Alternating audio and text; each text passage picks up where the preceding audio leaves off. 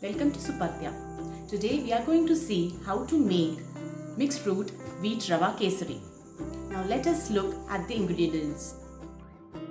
This is a recipe that I heard from a chef when I visited a hotel in Puliampati in Tamil Nadu. Stay till the end of this video to know how to make this special kesari. Now place the pan on the gas, add 2 teaspoons of ghee. Now we need to fry the dry fruits, kaju, kishmish and badam. Keep the roasted dry fruits aside. Now add 2 fresh teaspoons of ghee to the kadai. Empty the wheat rava into the kadai. Now roast the wheat rava until it turns brown. One secret here is that the more you roast the wheat rava, the better is the taste.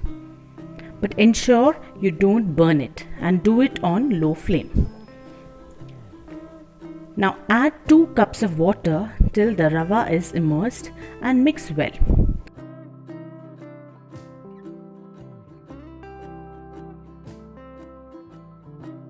Now close it with lid and let it cook for 3 minutes. Now open the lid and check if the water content has reduced.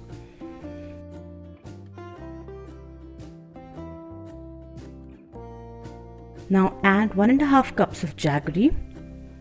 Now the second secret here is jaggery lets out water, so even though roasted rava may be dry, this will be adjusted with this water from jaggery. Now add the dry fruits to the rava kesari and then the mixed fruit essence to it.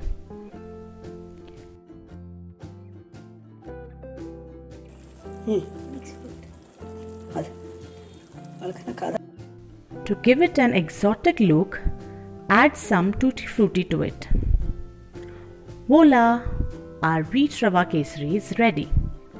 Do try this recipe and share your feedback in the comment section below.